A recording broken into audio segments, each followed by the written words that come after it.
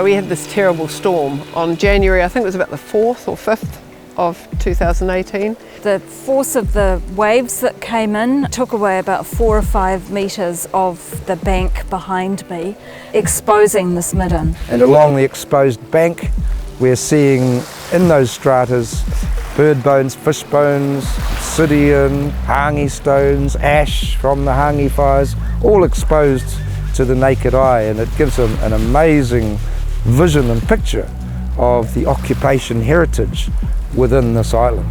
You can see that the intact shells are at the top. Underneath you've got probably rake out from the hangi, some of it's burnt.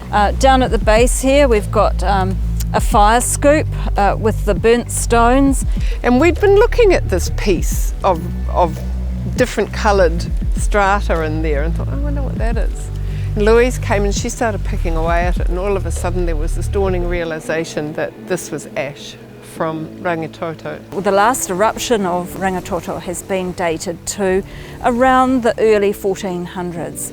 There's one site on Otata Island, one archaeological site. The Otata site was the only confirmed archaeological site of Māori presence in the Gulf prior to Rangitoto until now. This is the layer of Rangitoto ash. Underneath that we have what appears to be Māori occupation. There was a dog bone, so we know that's associated with humans. Dogs were not here prior to Māori arriving.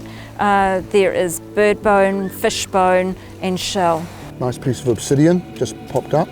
They would have taken a little flake off this one just to use as a simple sharp cutting tool for anything that needed to be cut, scraped. This is basically the other half of what is on the exposed midden surface at the front there. And you can see that we've already gone through a really dense concentration of mussel shell, and it's mostly mussel before coming down onto this large hangi. We have whakapapa that we can relate to these islands going back 21 generations. What we do find is that Western science underpins the kōrero of our tupuna. It is fascinating, and I do trace my whakapapa in a direct line back to those who occupied this place. And the wairua that flows through when you're contemplating that this was my karaua, my ancestor who sat here and lit this fire, is an astonishing feeling. Just touching that kohatu, that rock that he was touching all that time ago.